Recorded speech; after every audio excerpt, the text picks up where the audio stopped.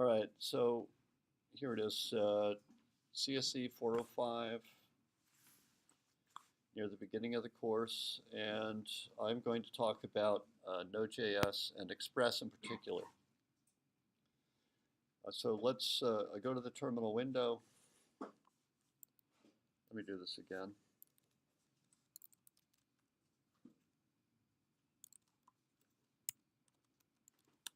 I'm just going to regenerate it. So I'm going to run the Express generator using the node. You can do this through the command line directly using a script. I'm not going to show that. So node node modules express generator bin this thing map. That's the name of the application, mmap. And then I'm going to go into mmap and see what got generated. And there's this bin folder here, and it has a script in there. And this is actually like start, npm start just runs this thing. It may do some other stuff too. I haven't looked into it. But this is the boilerplate stuff, creating the server, here. So it just varies it a little bit. So you just have to keep that in mind. And when you run npm start, it'll run that executable there, that script file. And there we go. Cannot find module Morgan. Okay. So if you look here, there's a require HTTP errors, require express path, require cookie parser, require Morgan. So Morgan is a name. These are all names of modules or libraries. And it can't find the other ones, but it can't find Morgan. Morgan is you can tell down here, Morgan must be a logger because they're using the variable name logger here. And then they use it there. Okay, so let me, so I could do it like this. There's no node modules folder here. So if I do npm, and then if I look at this package, look in here, it shows the dependencies. In that package.json file, it shows that Morgan is needed, version 1.9.0 or higher. I think that's what the tilde means, or higher. And so we could do npm install Morgan.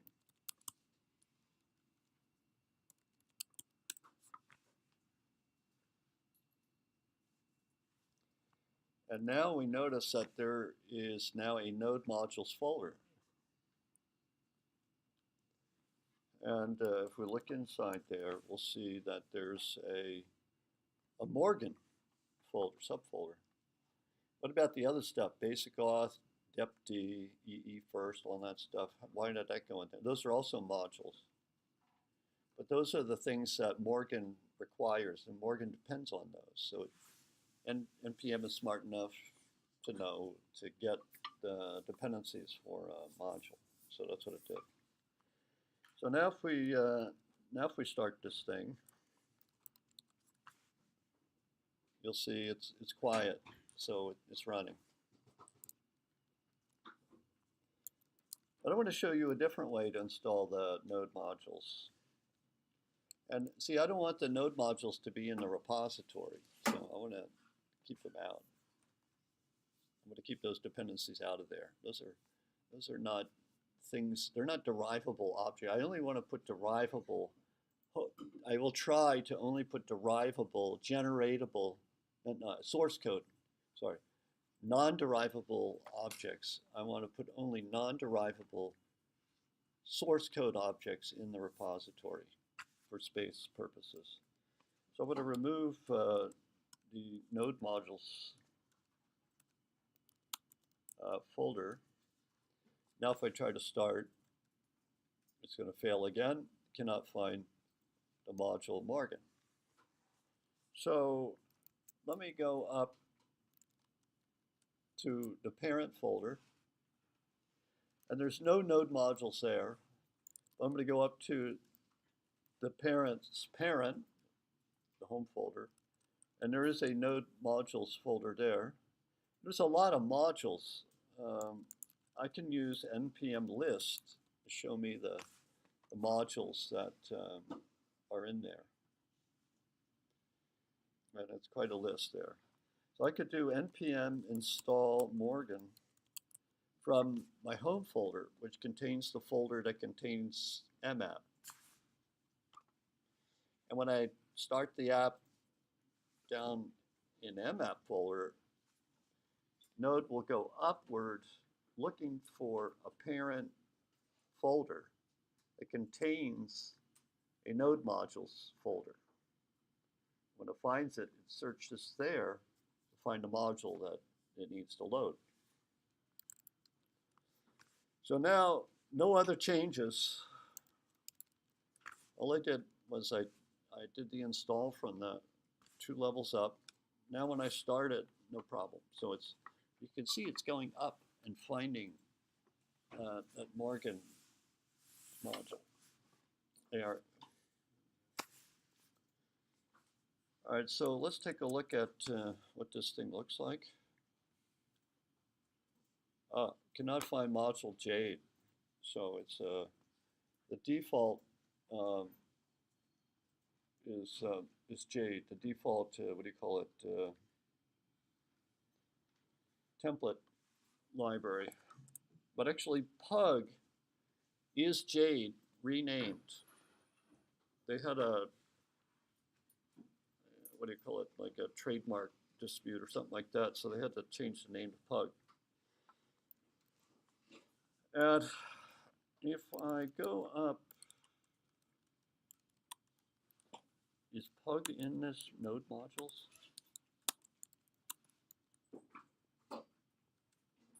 It is. The Pug is installed. It's just Jade is not installed. I know. I'm just going to change the where's this Jade? See this exactly. So this is the express generator. Change that to Pug. And what else? We got, there's going to be a, if you look in here, see the roots subfolder? There's some other JavaScript files, and these are in the form of modules. And let me take a look.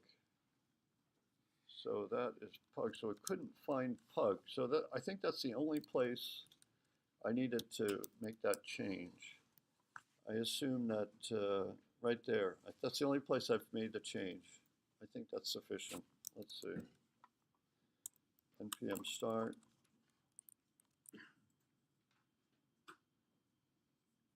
Failed to look up view, error in the views directory. Mapp views, there's no error. Oh, I know why. You see that? Failed to look up error in the views directory. Look at this. See, it's saying where the view engine is Pug, so it's looking for the extension .pug. So I go into the views directory, and you'll see there's error.jade. So I'm just going to move that to error.pug.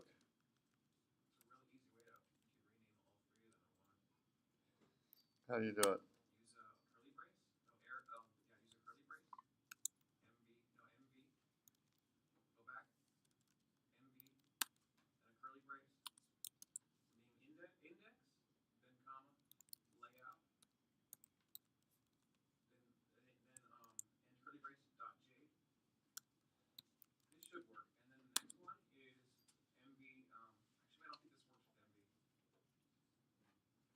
I need some way of referring to. When it iterates through the list, is it like $1, $2, or something like that? Huh? $? Huh? It should be something like this, right? Actually, I'll do it that way too. I'm just guessing here. Alright, because I know that other Is it dollar sign? Is that how you do it? dollar signs how you do it, yeah. The people, that last one .pub. Okay, I don't think you can do it with. I don't think you can do it with MB. All right, let me just do it then. Yeah, that's cool. I never knew you could do that. That makes sense.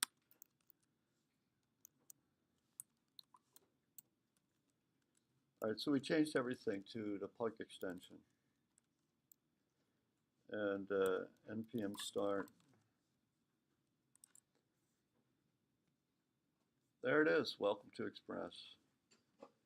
And there's a sub thing in there, users. So it doesn't say much in there, that view. There's three views: an error view, index view, layout view. What is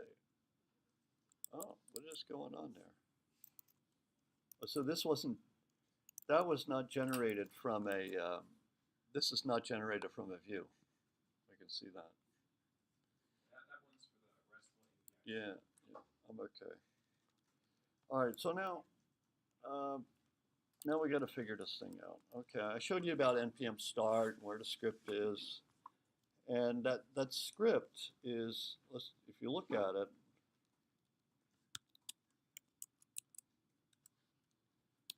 you'll find this app in there. See, app equals require .apps. It has to go up because the script is in bin, right? bin/www like that. So it has to go up. And so you can leave off the .js extension. So here we load the app, and then here we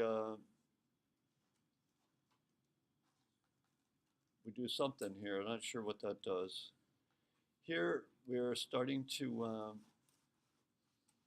so this is our module. So app.js is what we have in that top level folder. And so it loads the module here, and then it starts configuring here. So, once it has the module, it's calling set here, and so on.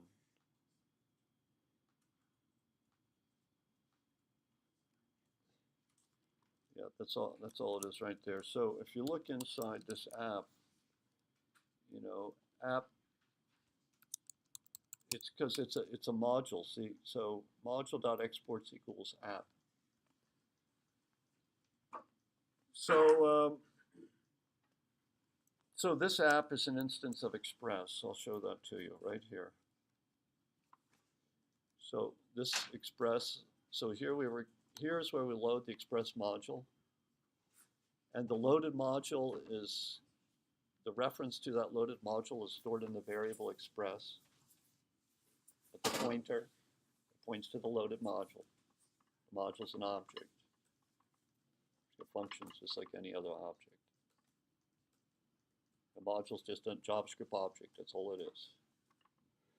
And then, so here we're taking an instance here of this, of something, and Express, when we call the module, what the module returns to us, we just invoke that as a function, and that's an instance of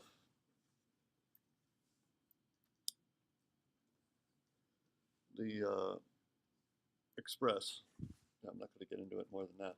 So here we're going to call set and so on. Here we're configuring the view engine.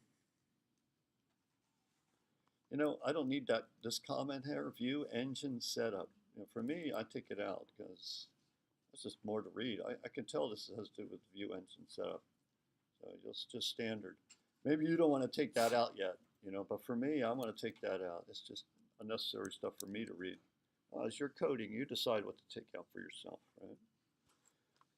Okay, so, and then here we create an instance of Express. Here we configuring the template library to Pug, and now here attaching this logger, this is optional. We don't really need that. See this? See these things here? Get. That's what the logger is producing. Let me show you. So we got 3 gets, right? So I'm gonna go to here. If I hit refresh on that, I should get 4 gets. There's the, well, 5 gets. Because we needed a, when I hit the refresh, there it is, get slash. See, slash is just the root. See, it's just, you know, it says slash, but, you know, it would look like that, right? Doctor, you should switch that. Go back. Can you go back to your thing here where it says you're using Node? You should show them how you install nodemon instead. And because that one it'll restart the server every time you change any of the files in your directory. So you don't have to run this thing every time you change something. Well, it monitors the state of the files. Yeah. Yeah, that's pretty cool.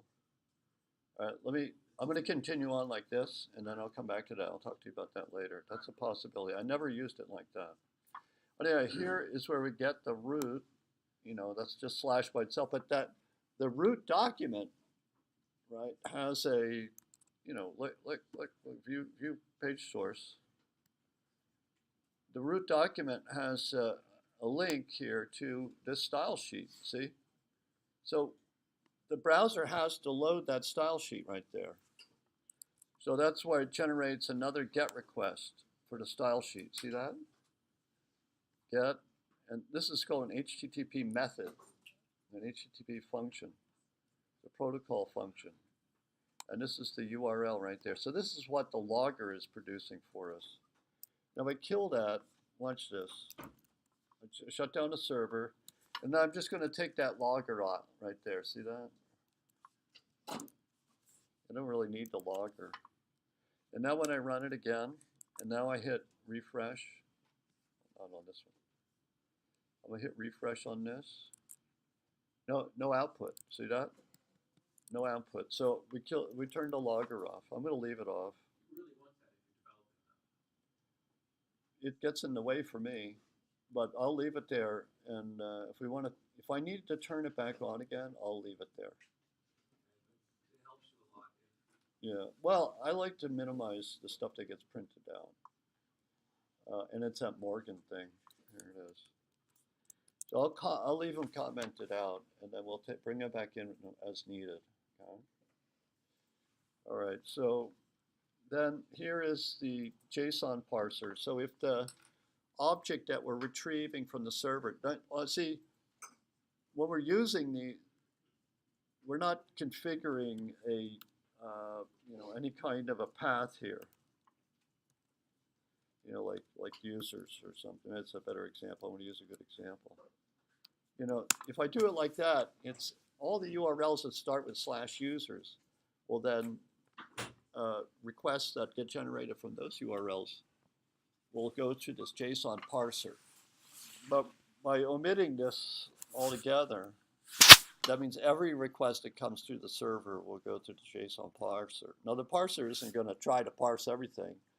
It'll determine whether the body of the incoming message contains JSON or not. And if it does, then it parses it and it attaches it to the request object so your code can access it through the request object. This is awesome. Yeah, JSON is. JavaScript didn't really start to explode the way it did until the JSON standard was finalized. Used to have XML. This JSON was part of the explosion of JavaScript. I agree. Well, JavaScript is huge and giant and just kept exploding more and more. But yeah, JSON totally. I mean, people were like religious about XML. I mean, that was like. Everybody was jumping on the bandwagon, and they had all these international committees, and they made the XML specifications incredibly complex. I mean, it's like the tax code. You've ever seen the tax code in the library? It's like a giant shelf. I mean, the thing got ridiculous. It was hundreds of specs and so many developers that just drained everyone's energy. And they said, we're not going to bother with that. They wasted 10 years on XHTML. Yeah, Well, yeah, that and XML in general. I don't even use XHTML anymore. It's XHTTP now or something like that. I think the only way XHTML is only used as like a header to Oh, a JSON file. XHTML. XHTML is a form of HTML which strictly adheres to XML syntax requirements. And no one ever used it. Yeah, no one. Well, we all tried. We tried, you know, What's but up with transitional? it was Never like actually used the silly. real one. Yeah. You use Even the now, you don't even need it. whole point. You don't even need to declare it anymore. All right. Anyway, that's getting off on. Those are good tangents to go on now. So here we. The next thing we're going to call express URL encoded, extended false. I don't know what this particular. Here they're calling this URL encoded, passing in some configuration. I don't know what the configuration does, but what this thing does is it's another kind of parser, and if data is coming in that's URL encoded, then it will unencode that. I think I might know what this is. This might be accepting the thing where you can actually have you can have an emoji be your domain name. Oh. I think that might be what it is. I think it might be extended encoding for the URLs. Okay, I guess it is what you're saying. Well, that's instead. I know there's some things you can use like UTF-8 or might be I think it's UTF-16 we're on now. The other one is emoji. I think you can use emoji now as a domain title, so you can have a bunch of poop as your like poop.com could be your thing, a bunch of poop emojis. Really? Yeah. Yeah, I think you can do that now. Yeah, this, well, I mean, this would, you would need this. Yeah, I mean, this would be part of it. So where is this thing? It's called, I forget what we were looking at here. URL encoded, express.url encoded.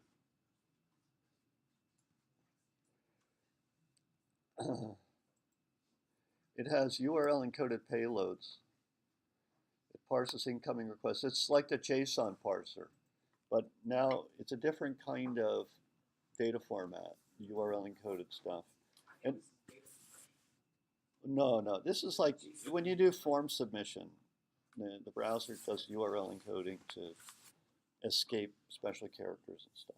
I think that like web browsers and stuff actually do allow you to compress your data as you send it now. Because when I set up WordPress for that website. Oh yeah. No, browsers will. I think that by default they try to exchange compressed information.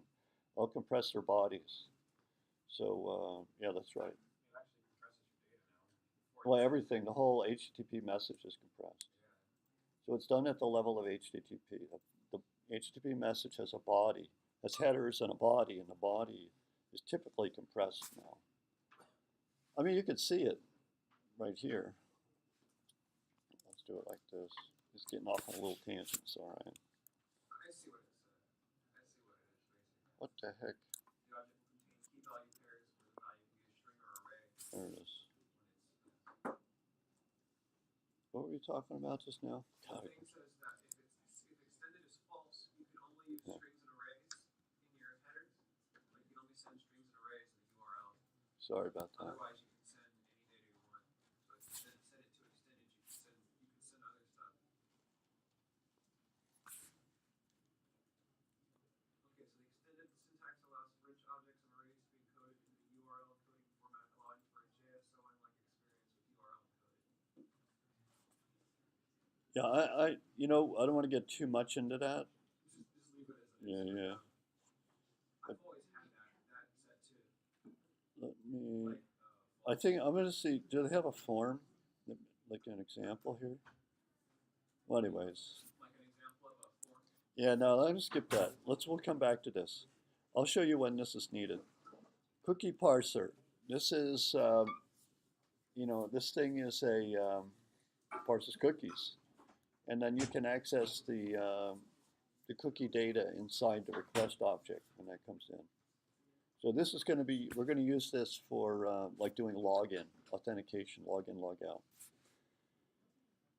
This is the static configuring Express to serve static files, right? It's in the public folder right there. We looked at this before. These are what are called the routes, Express routes. And you know, we've got a path, and then the router that handles requests that match that path. So this is going to match. You know, this does this get everything? This index router. It gets everything unless you specify other routes like that. Like that one will catch everything that doesn't have a user in front of it. Yeah. And if you No, this just gets slash. yeah, this gets the slash one. Well, that Yeah. actually, no, that'll get anything that you whatever you put in that file. That's what it prefixes before it. This isn't. Yeah. These aren't filters. These are Yeah. just the. This is an exact match. No, that's not an exact match. The matches are inside the router itself. This is just telling you what the path, what the URL path for this router is going to be like. So that users one. Yeah, you're right. You're right. You're right. You're right. You're right. Filters are in the router. You're right. So this, if the message, if the incoming URL matches against this, then it gets routed to here, right?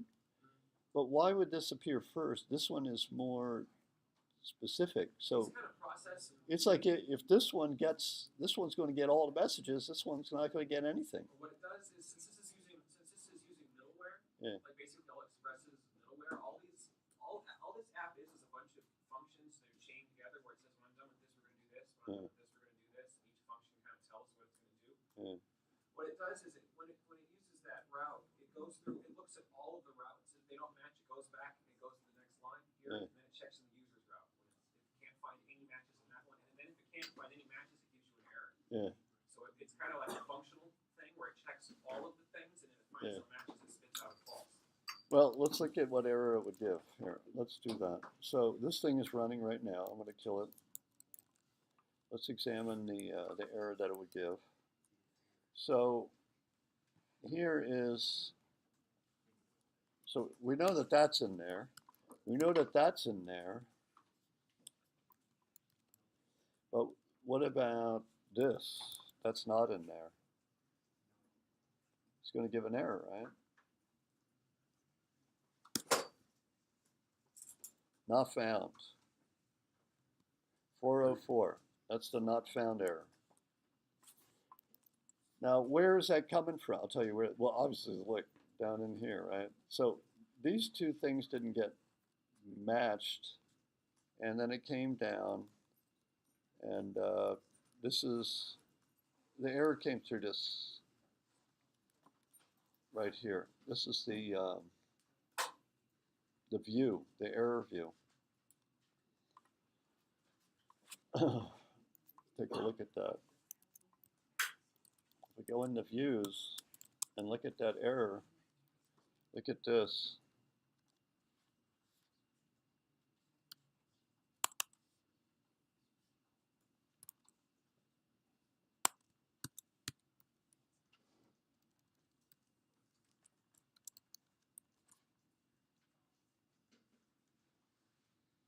That proves it, doesn't it? See how I did that test? You got to do tests like that all the time.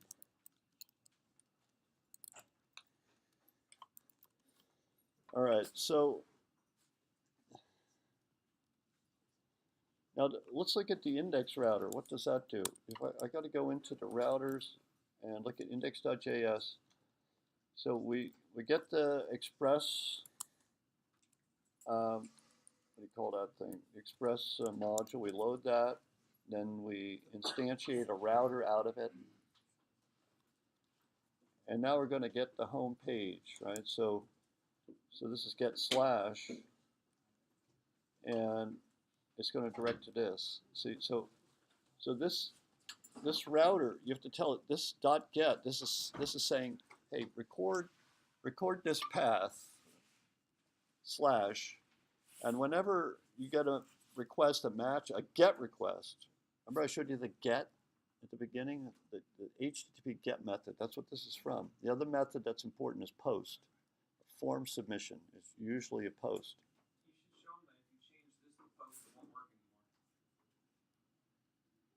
really like if you change that router.get to post, you won't be able to access it anymore.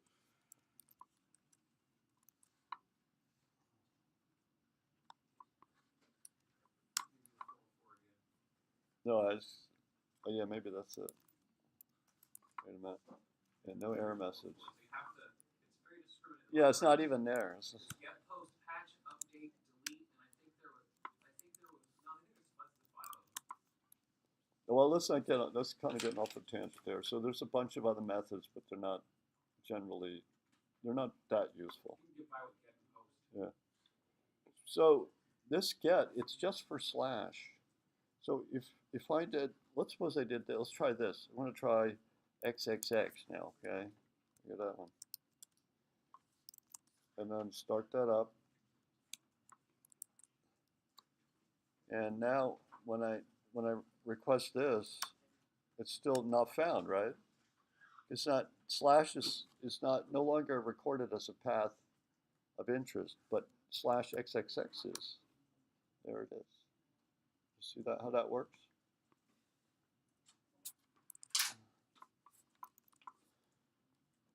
So I'm going to take that out. And then, so this is, okay, so this first argument here to this get function specifies the path that matches with the incoming message. And then the second argument is the request handler. It takes a request message, response message, and a next pointer. The next, that's the next handler to run in the router. That's what that is. That's what next is. The next thing is part of the middleware chain as well. Yeah. That chain in Node. Yeah. Yeah. It's part of the middleware chain. That's right. Like if you call next, like if you return next at the end of this one, Yeah. none of your other routes will work. Yeah, I can show that.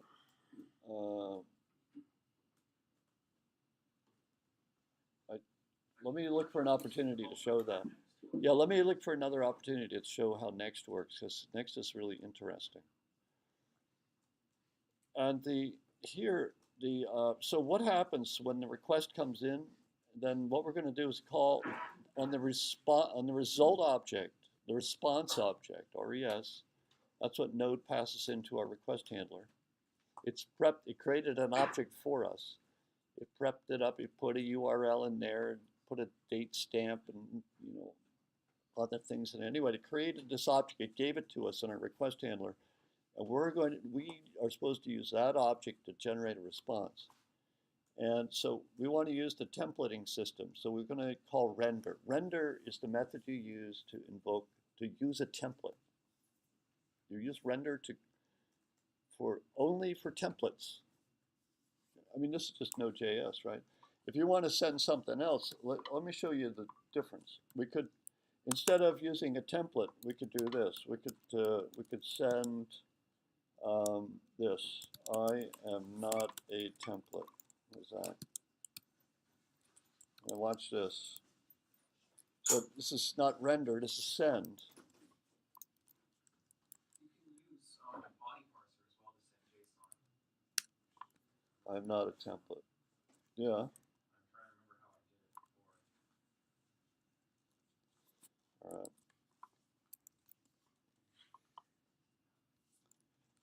But we are using a template. So what does a template mean? The name of the template is index. So we're saying, oh, look, if I get a request for slash, I want to use the index template. And when I use the index template, I want to let the templating engine have this, what do they call these, options? Or Those are variables. parameters? Those are rendering variables. They, like if you go into your layout.pug, actually no, I think this one is in the What term do they use then? They call this when you pass in an object that has the configuration in it, it's called a options object or configuration, whatever. It's a template, it's the replacement parameter. So in other words, in the template, there's the name, the identifier title, and it should be replaced by the string express, right? So this just shows you what things need to get replaced. So I'm going to open up that template. Let me do it out here. I'm going to go into the views. That's where the templates are, and it's index, right? Remember, see, look Look here, see, this is the name of the template is index. And, well, the templates are modules. Well, no, not modules. They're special code with a .pug extension. So this this view extends layout. This pug file extends layout. So it inherits everything from layout. And I'm not going to get into the details now. It's going to get us off on a tangent. Well, not a tangent, but there's so many things to look at. Let's not get into pug details at this moment. So, that tutorial I wrote has. here's the title, huh? It has a nice rundown of the most important. Yeah, I want to mention that Eric's tutorials. Where is it? Up here.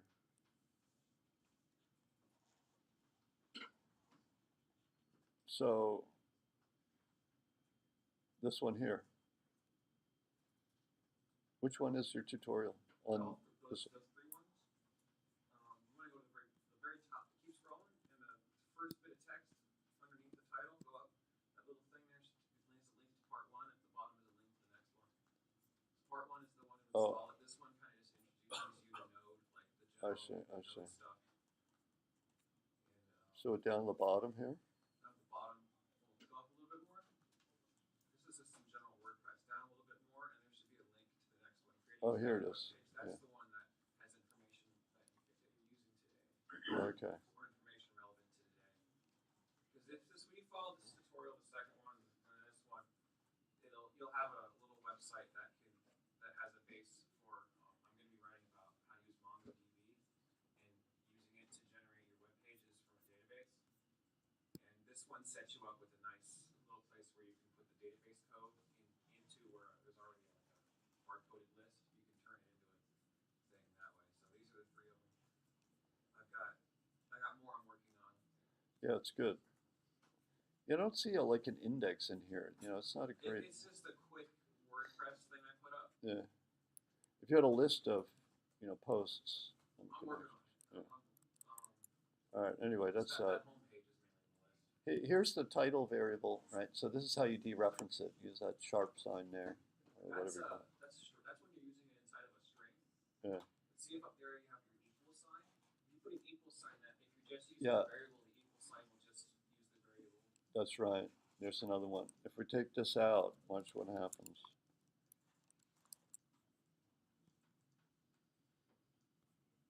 Wait a minute. Did I ever stop that thing? I really recommend you use NodeMod. It's the way it does this for you. Okay. All right. Oh wait, I gotta fix the.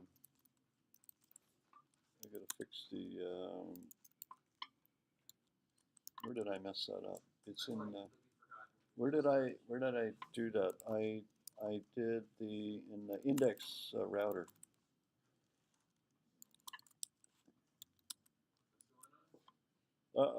Board. What? How come I say I am not a template? That's inside the index router, right? I don't know. Where's my index router? This is it right here. Where does it say I am not a template? I think you might be rendering something that's not a template. Did you check your index file? You might have. Oh no, it's cached. Like everybody, this is very important, everybody. You know, it's better if you turn on. So this is cached. So if I, what is it? This console here. Look at the where's the cache setting here? I know there's one that you can turn off caching with specific files, but it's in one of those. Oh no, but when you open up the developer console, that it turns off caching for you normally by default. So now if I refresh now, won't say I'm not a template anymore. But I'm wrong. So that means it's still caching. If you go to the history, I think you can go to history and tell it to clear history and then choose just cache if you don't want it to erase all of it. No, well I wanna figure out how to oh there it is, disable cache. See that? Disable cache while Web Tools is open. Why was that turned off? See that? I have been so frustrated where I've spent like hours trying realize that I'm using a cached version. Do you hear that? Eric spent hours wasting his time not realizing that the caching. Then I realized, yeah, I'm like, oh wait, they cache everything. Especially Firefox, it's really aggressive about it. You have to erase it yourself. This happens to everybody, every web developer, every student, every professional. Everybody has to think about the browser caching when you do web development. I undid every change once, thinking that I did something wrong, and then realized that and redo everything again. Yeah, it's very troublesome. So anyway, look, disable cache while web tools is open. So normally I keep that selected. So now the cache, see, it's showing I'm not a template. Where's it getting that from? It's getting it from the local, the browser's cache. It's not hitting the server anymore. It's trying to save on bandwidth. Now if I refresh it, it's not working. Where does it say I am not a template? You should check out your index.js template. It might not, you might have done something to it that just messed it up a little bit. No, look at it. You get any error messages? Oh. What the heck? It wasn't even running? Wait a minute. No, it should be all right.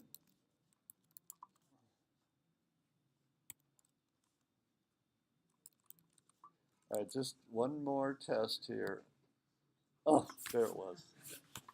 What the heck? Something was going. Maybe Node was caching.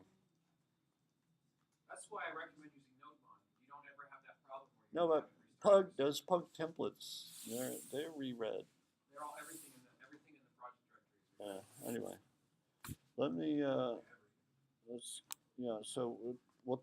So Eric's suggestion is interesting and probably good. So let me get this. What are we going to do now? What time is it? 5. So what are we going to do? Should we do views? Let's look at the other views. I'm going to look at the layout. If you look at the layout, this gives the the overview. What's this business, and this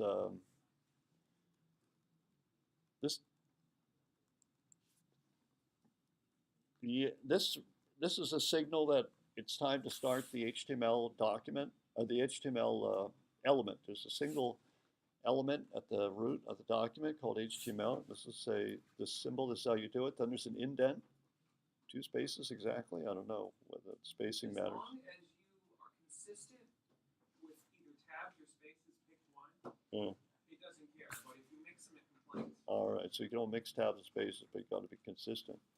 So inside the HTML element is the head element and the body element, and they show it like that. In the head element, they've got title, and look, this equal sign here. So this is a replacement. This is what, when we pass in that, where is it here? When we pass in when we call the template, and we pass in that options object, and then we set the title to something. This is where we use it. And this is just a link.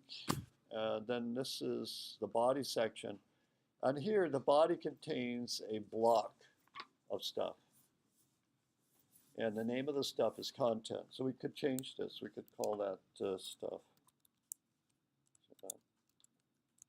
But then if we call that stuff, then we got to call the other thing stuff. What the heck is this? Something's going on with the. Delete those swap files. Yeah, I know. Yeah, I don't know why it even got created. So let me try it again. Those things end up in your files every once in a while. Oh, there it is. Okay.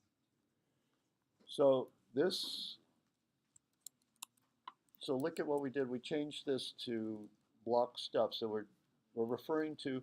We're saying find a block that's named stuff and put it here. So we're going to edit the index.pug file, and this is where the stuff block will be defined. That's how we define the stuff block. And these are the contents of the stuff block.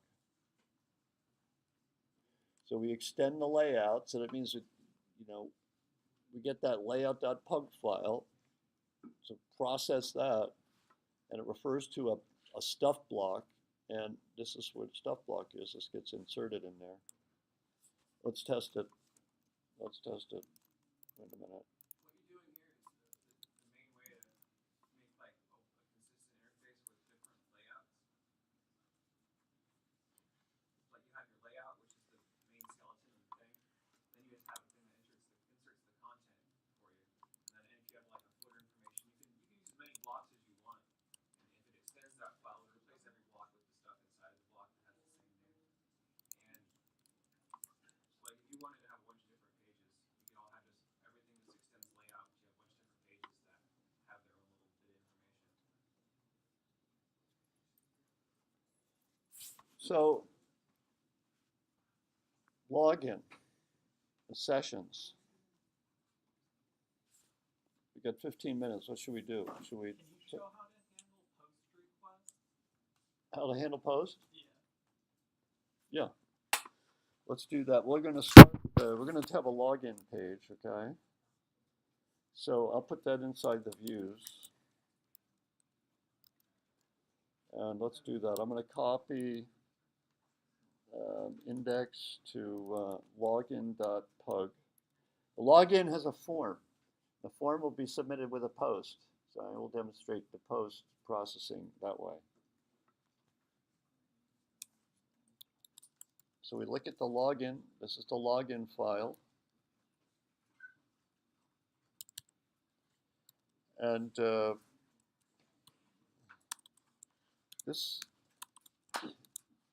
that puts some blank lines in there, so it's easier to look at.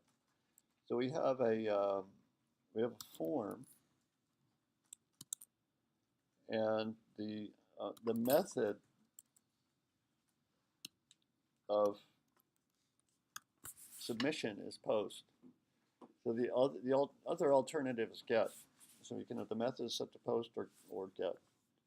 So if you submit by get, that uses that URL encoding procedure, and if it's submitted by post, then it uses a different kind of, well, it may use URL encoding in there as well, but it puts the data in the body of the message, the HTTP message, rather than incorporating it in the URL. And we can get into that later. The method equals post, and the action equals dot.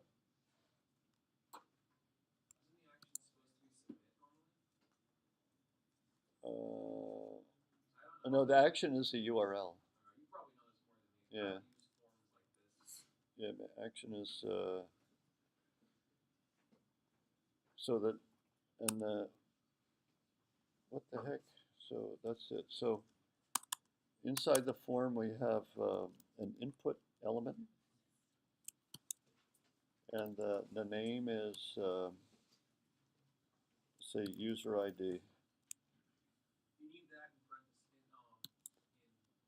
Yeah, thanks. Thank you. Unless you want to evaluate. Yeah. And then what do we do? Oh, and I noticed Pug, it works a lot better if you use double quotes. The single quotes produce some errors sometimes in some really weird instances. Like not with Yeah, no, I know. I noticed that too, because I was using this yesterday and the day before. stuff when you have URLs and stuff. Yeah, let me think about that for a minute. I think you're right. This is better. I believe that you are correct, that this is a better convention to follow. You use the other ones when you have like string interpolation. Yeah. When you want to use that thing with the pound sign and the curly braces. Because this won't evaluate anything you put in there.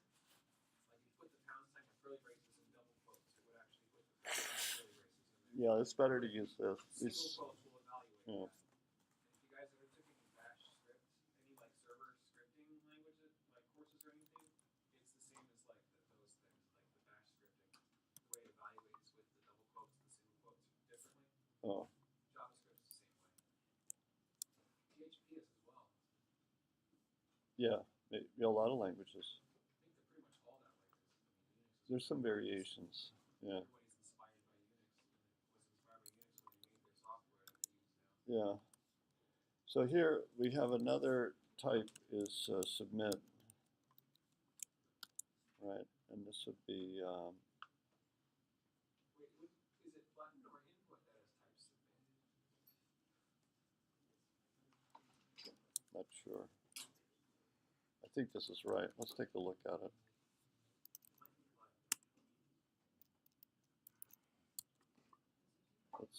Let's go into what we're going to do this. So this is the login page, right? So if I go into routes,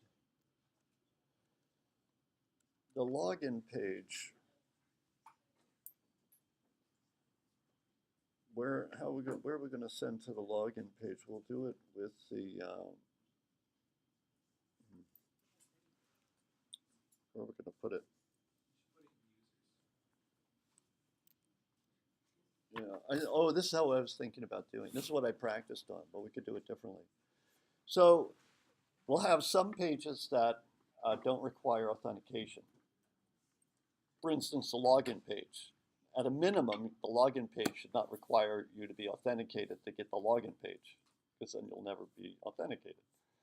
So, so some pages require authentication. Other pages do not require authentication.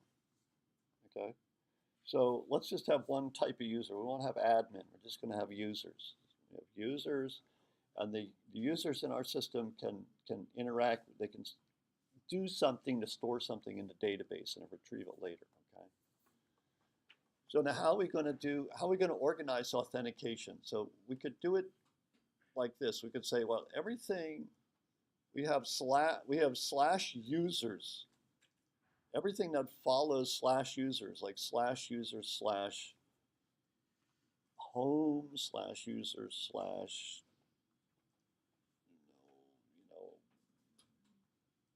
change password, things that you can access as a user when you're authenticated as a user would be under users, and everything that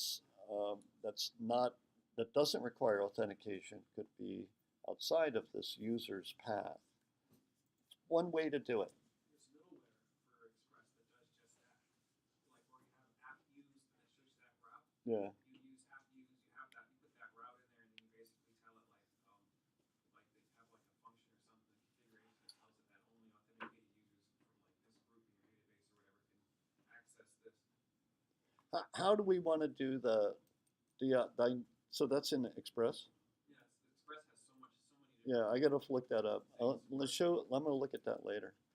So how do we want to do we want to organize, how do we want to organize do we want to put everything under a path and say everything that's under the user's path requires authentication? That's a simple way to do it. I mean, that's the way I practice, so let's try it like that. So that means the login pages does not require authentication. Let's look at maybe in that index file. And watch this for. So when someone wants the login page, they'll request it like this. And then we want to serve them the login page. Like that. And the title will be login. And there you go. That should do it right there.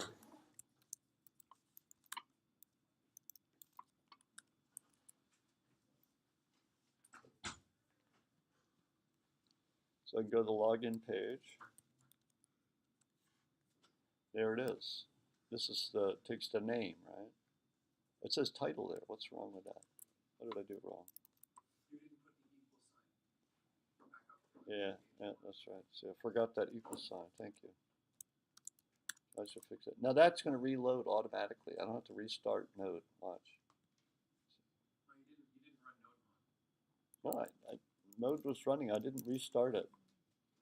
Just saying that the templates are right. It has to, because we're running in. We started Node in developer mode, not production mode.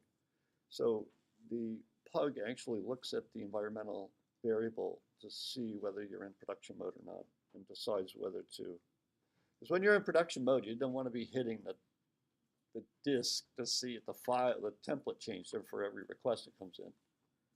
So in production mode, you're not going to do that. But in development mode, I just hit refresh there. It made a change to the pug file, and the pug system, because it knows that we're in development mode, so it went to check to see, oh, the file signature has changed since the last time I loaded it. I better reload it. So that's only happening with a pug file. It's not happening with the modules or the main source code that we're writing. As Eric is trying to convince me to use, what's it called again? MVP or something? Huh? Nodemon. Nodemon. Yeah, Nodemon. It's like Rastafarians. Yeah. Oh, it's a node monitor. Oh, it's not as musical sounding, but it's okay. But anyway, I don't want to get off on that tangent now. Okay, I don't want to get into it. We got a whole. What Eric is talking about, I want to tell everybody that he has a what do you call it? Thing on that. Where is it? Is it this one? No, that's not it. That's yours? Nodemon's down there above Sublime Text. There it is. No, I want your tutorial. Which one? There it is here. That one right there. Installing Node using NPM. This is Eric's tutorial. This is very nicely written, by the way. This is, I read through this in detail. So this is very nicely done. And this lets you, so not only does it let you manage the version of Node, but it also has Node check for changes to source code during development to see if it needs to reload things. Not NVM. Nodemon does that. NVM is NVM. NVM helps you manage for different versions. I got it. So I'm like confused. you see that depends on a certain version. I got it. Nodemon. I got it. Yeah, Nodemonitor is one that resets. All right, let me come back. What do we got? 4 minutes here. Here's the login. So now, when this thing gets submitted, what it's going to do is it sends in a request for where is it?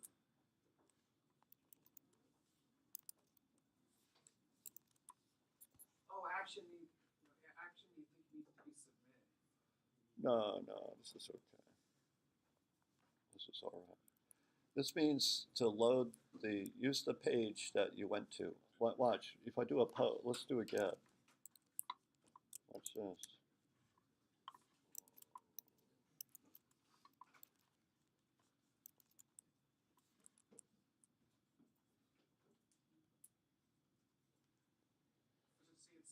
It doesn't show it there, does it? You don't have you haven't set up a post route. Wait a minute. In your index yet. Say it again. If you wanted to have this work with just that root route. Yeah, this is what it looks like. Oh, it's only going to dot. Oh, sorry, that's not going to work. It should be.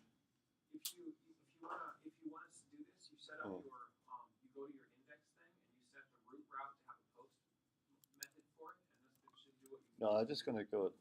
Darn that thing. Let me just do this. Let me just send it to user. Just send it to login. That's it. Just simple. That works too. Yeah. Sorry. So that'll work now. And then you change then you add that post route in your index. Yeah. Well, it's in there already. No, you need to make. No, it's right here. Look, see. You need to make it a dot post though. It won't respond to this. Oh yeah. This one, right? That's right. This has to be a. This has to be a post. Thank you. You can have both. We can have both, but I want both actually. I need both. Yeah. Sorry, you're going faster than me. I think faster than me. So this should be the get. This is just to get the empty form. This is to get the empty form, and this is to process the form. So if you don't get rid of that render, yeah. Time it posts that, it's gonna. No, I think you're going faster on me there. So what happens when you post? Let's do so basically when you post, you got to check to see if we're logged in, right? So if the username and password is good,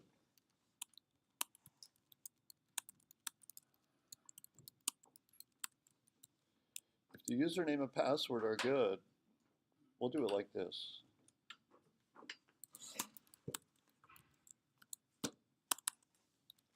We'll look at it like that, so that's true. Then we're going to do, then we're going to let things go through. Then we're going to take the, that's when we use the next function. No, in this one, actually, yeah, you could, depending on what you want to do. But Oh, this- no, no, no, I got to you redirect. wanna Yeah. redirect. Yeah. You want to redirect with your response object. Yeah, there we go. So yeah, Eric is right. The next is if you want to push, the next would be used to get the middleware thing. I don't think you'd use that. After we log in, I want to redirect to users.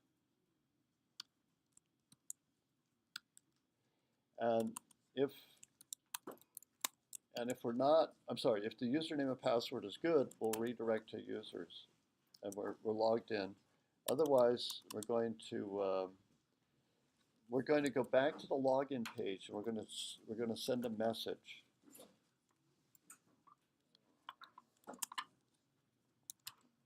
And we're going to say that username and password is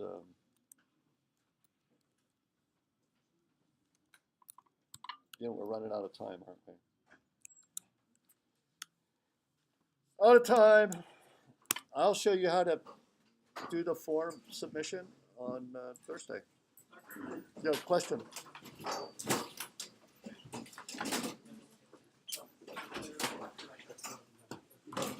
Where can I find this video? Oh yeah, I need to stop it and.